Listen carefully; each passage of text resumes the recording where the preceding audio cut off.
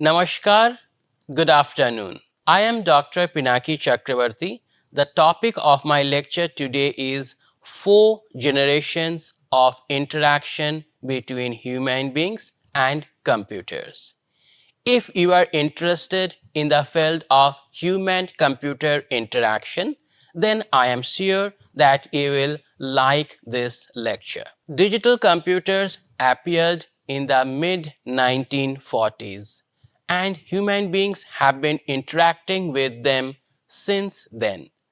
Computers are more complex and versatile than other machines built by human beings, and hence the interaction between human beings and computers deserves special attention. Over the years, there have been many changes in computers and how human beings interact with them. The key points in the same are as follows. 1. Hardware and software of computers have evolved since the 1940s, and computers now exist in various forms. 2. The invention of World Wide Web transformed computers from isolated stand-alone devices into elements of a global information processing and sharing system. 3. Computers are now used by many more people, and the users vary widely in terms of age, background, and abilities. 4. The users now interact with computers much more frequently and for accomplishing an increasingly diverse set of tasks. The interaction between human beings and computers has evolved since the advent of computers because of technological advances and societal transformations.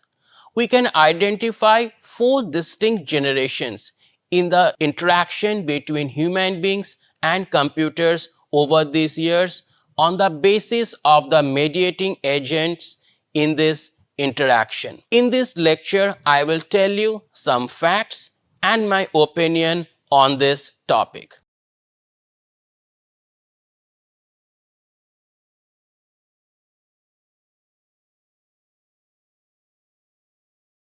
The first digital computers were built in the 1940s.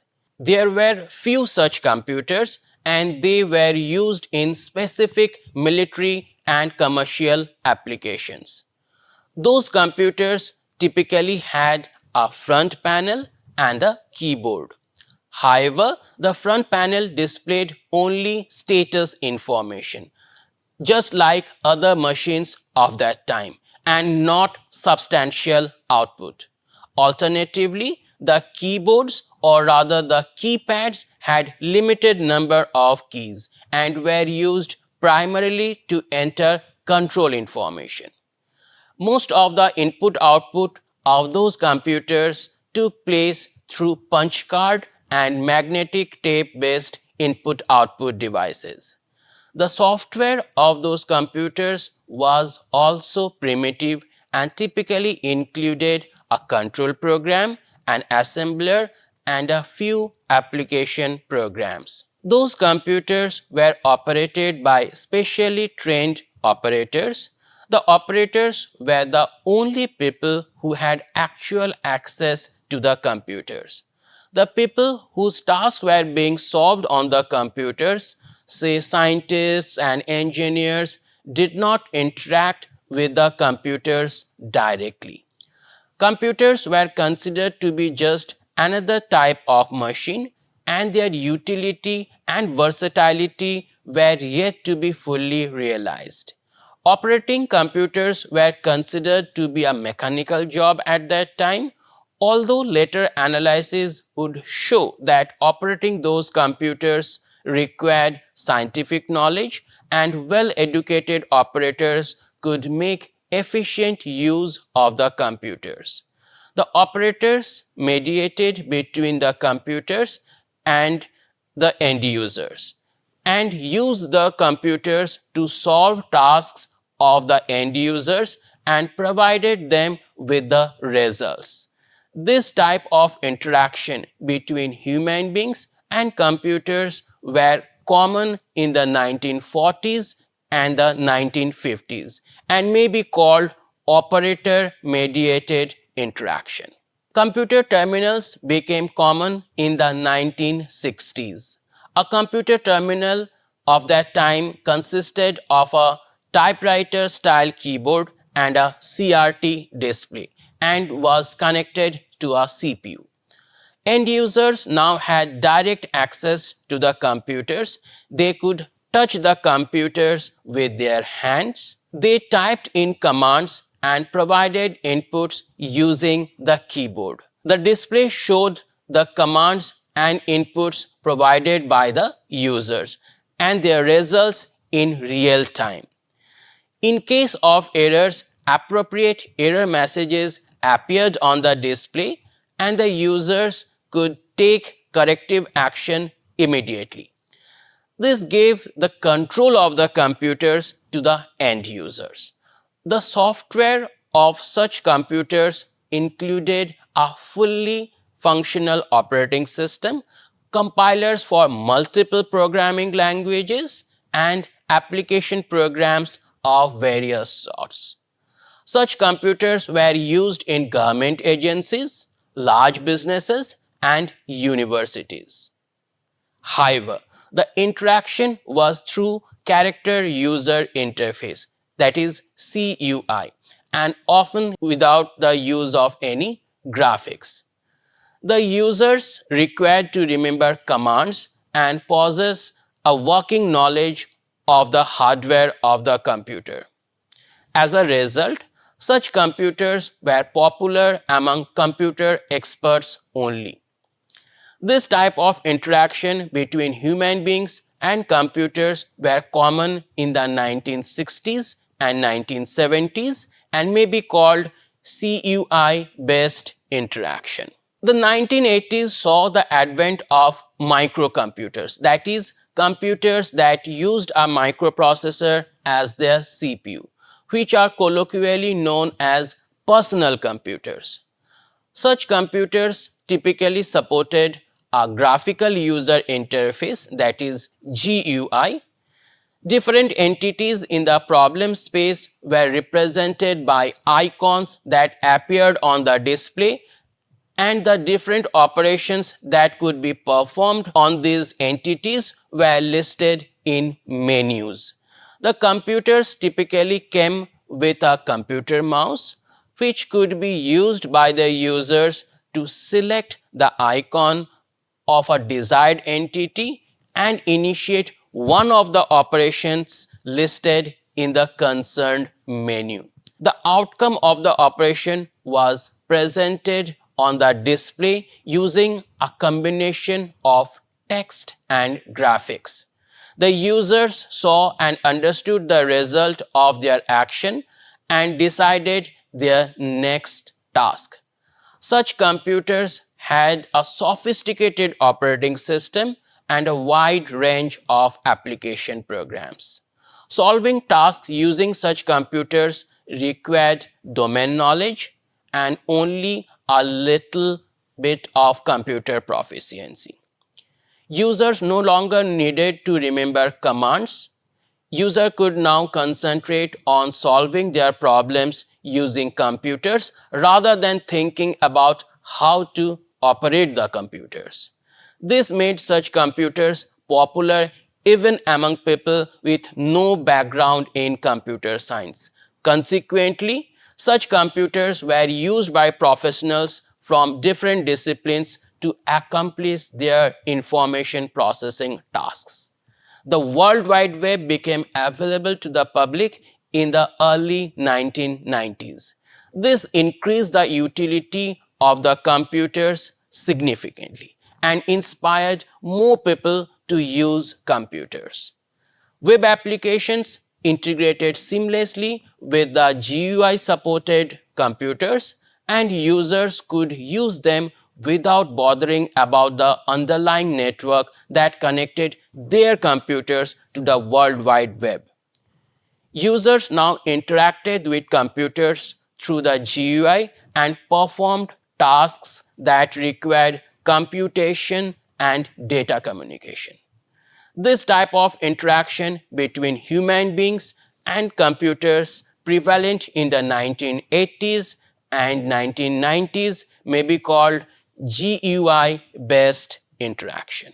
The beginning of the third millennium saw the proliferation of mobile computing devices like tablets, smartphones, and smartwatches. Such devices have a touchscreen that covers most of the front surface.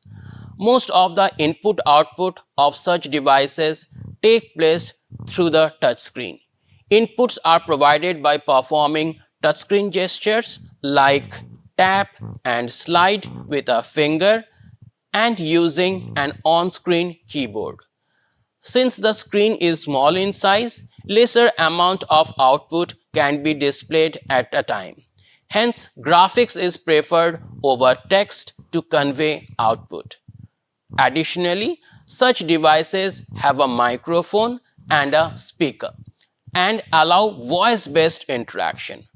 Although such modes of providing inputs lack accuracy, such multimodal interaction is liked by non-expert users and even by expert users at times. Such devices come with different types of sensors and often have one or more cameras. The software of such devices includes a computer-style operating system and a variety of application programs, some of which are simplified versions of application programs that run on personal computers. Such devices can connect to the internet and can be used anywhere and anytime. The 2000s also saw the advent of Web 2.0, which has websites that allow third-party users to upload their contents. People started using Web 2.0 sites for social networking, online shopping, and sharing audio and video contents. This gave rise to a large community of casual and leisure-driven computer and internet users. This type of interaction between human beings and computers occurring since the 2000s may be called multi-sensory interaction.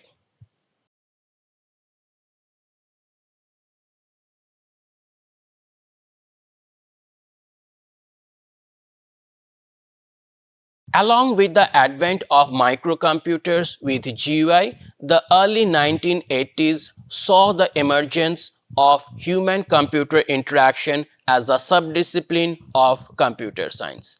Professor Ben Shneiderman coined the term direct manipulation to denote a type of interaction between human beings and computers which was fast becoming popular at that time.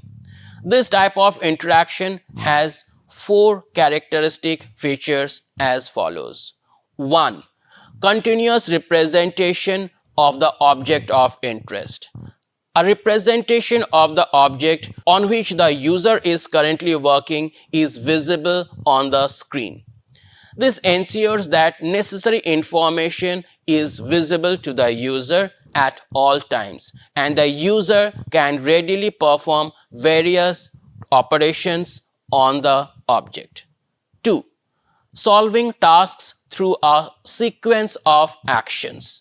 The user accomplishes his or her tasks by performing a sequence of actions which are rapid, reversible, and incremental in nature. This allows the user to focus only on a part of the task at a time and not worry about the whole task. 3. Abandonment of command language. The user no longer needed to type in the commands with syntax that is often complex and difficult to remember. The user can now complete his or her work by manipulating the object of interest by physical actions such as movement and selection by mouse, joystick, or touchscreen, and pressing on-screen buttons. 4. Smoother learning curve. The user can learn the use of the interface at his or her own pace. A novice user can start with a modest skill set and gradually expand it to become an expert. And reinforcing feedback from successful tasks help him or her to gain fluency in using the interface. During direct manipulation type interaction, the user can see a representation of the object he or she is working upon and get immediate visual feedback on his or her actions. If the user feels that the outcome of his or her actions is taking the tasks towards a successful completion, then the user will continue the course of actions. Otherwise, the user will change the direction of his or her actions. Since most of the actions are reversible, the user need not be anxious about their outcome and can explore the interface for different ways of performing the task. The user can predict the outcome of his or her actions, feel in control, and gain confidence in using the interface. Error messages are rarely required during such an interaction. This type of interaction is suitable for all types of users, namely novice users, knowledgeable intermediate users, and expert users. The term direct manipulation was initially used to denote GUI-based interaction, that is the third generation interaction, and distinguish it from the earlier generations of interaction. However, the concepts of direct manipulation are also applicable to multisensory interaction, that is the fourth generation of interaction, and may continue to be relevant in the near future as well.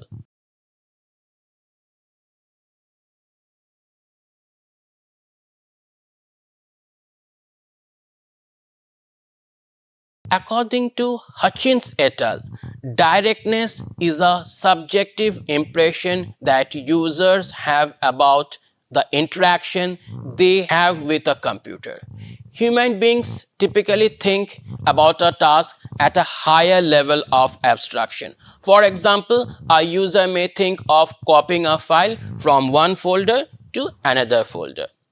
Alternatively, the input provided to a computer and the output generated by it are at a lower level of abstraction. For example, the input can be in the form of mouse movement and clicks or key presses, and the output can be in the form of a change in the location of the icon on the screen.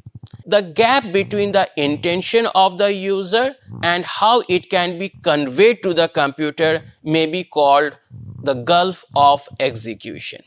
Alternatively, the gap between the output generated by the computer and how it is understood by the user may be called the gulf of evaluation. While solving a task, the user first formulates an objective, then thinks of a way for fulfilling the objective, and then determines a sequence of actions corresponding to the way of fulfilling the objective. The user then performs the sequence of actions. The computer processes the input and generates output. The user now senses the output, interprets it in terms of the way devised by him or her to fulfill the objective, and finally evaluates it in context of the original objective. This mechanism corresponds to the 7 stages of the model proposed by Professor Donald Norman and is performed iteratively by the user to complete his or her tasks. Once the user formulates an objective, the difficulty he or she faces in devising a way to fulfill the objective is known as semantic distance. Alternatively, the difficulty in determining the sequence of actions to be performed is known as articulatory distance. The difficulty in interpreting the output sensed by the user can also be called articulatory distance, while the difficulty in achieving a high level understanding of the output may be called semantic distance also. Semantic distance is called so because it involves the meaning of the objective formulated by the user and evaluating if the output fulfills that objective. Articulatory distance is called so because it involves specifying a sequence of actions that can be actually performed on the computer and interpreting the resulting output. Semantic distance and articulatory distance are notions to represent the difficulty between different stages of an interaction, and a shorter distance denotes simple and straightforward interaction. The goal of user interaction design is to reduce the two gulfs by minimizing the semantic distance and articulatory distance in them. Semantic distance reduces when there is a paradigm shift in the type of interaction between human beings and computers.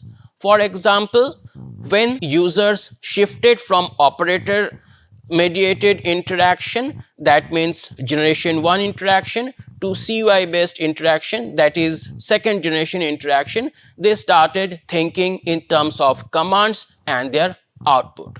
This led to a marked reduction in semantic distance. Then in the 1980s, users shifted to GUI based interaction, that is the third generation interaction, and started thinking according to the concepts of direct manipulation rather than in terms of commands. This reduced semantic distance significantly. Again, users shifted to multisensory interaction in the 2000s, that is generation 4 interaction, making the use of mobile devices, touchscreen, sensors and multimodal interaction. This altered the way users perceive computers and reduced semantic distance once again. Articulatory distance can be reduced by advances in hardware and software technologies even within the same generation of interaction. For example, voice-enabled internet search can be performed if a computer has hardware components like a microphone and a speaker. Users need not spell the word in the query and type them when using voice-enabled searching.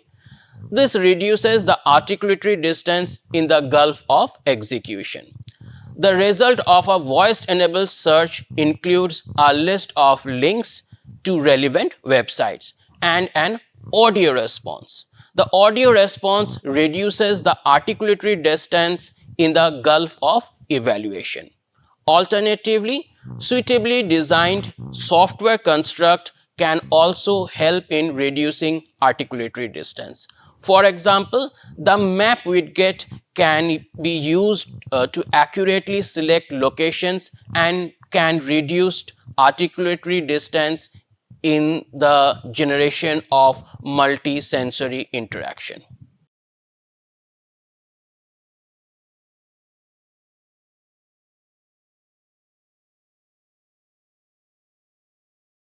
The nature of interaction between human beings and computers has evolved steadily over the last 8 decades. This was necessary to keep pace with advances in digital technologies and increasing number of people using them. Major changes in the style of interaction are associated with a shift in the way users perceive computers. Additionally, improvements in the interface help in making the computer more interactive and immersive. This trend is expected to continue into the future, and interaction with computers may become more intuitive and pervasive in the coming years. Thank you.